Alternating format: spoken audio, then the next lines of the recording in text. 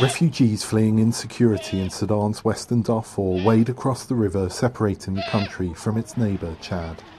Among those who have arrived here in Kafrun are members of the Sudanese security forces who say they've fled their country because they do not have enough supplies or ammunition to fight the paramilitary Rapid Support Forces, or RSF, which they say carried out a deadly attack on their town of Tendete, just across the border. VOA has withheld the policeman's name to protect his safety. He says he decided to flee Sudan in April. What happened is really intense and is impossible to describe. A policeman was killed and the state itself did not have the capacity to react. Other policemen also came across with me in the car and he told other people to get out of Tendete to Kofrun. Any policeman who met a criminal could not do anything to stop him. He cannot punish or arrest him. VOA spoke to another Sudanese policeman as well as refugee and host community leaders who confirmed 10 or 11 cars full of fleeing Sudanese security forces had crossed the border in the past 3 weeks. Refugees told VOA that insecurity and lawlessness have rocketed in Darfur since the country's civil war started in mid-April. Aid groups say they fear the instability could spread to Chad and other neighbouring countries.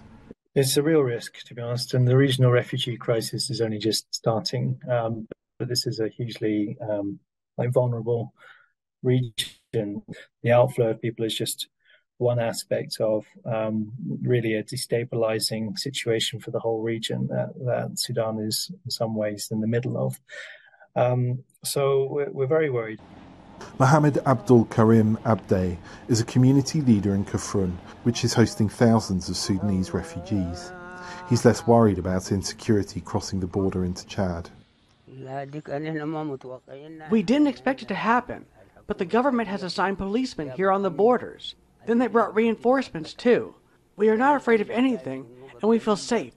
Bakary El-Medni, a Sudan expert at Long Island University, describes how a Sudanese government breakdown could affect the region.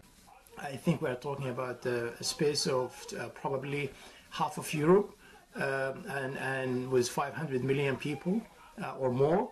That could be open to all kinds of lawlessness and activity of terrorism and all kinds of things.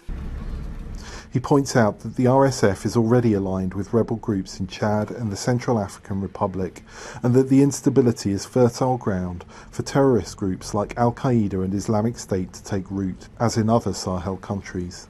Henry Wilkins for VOA News, Kafrun, Chad.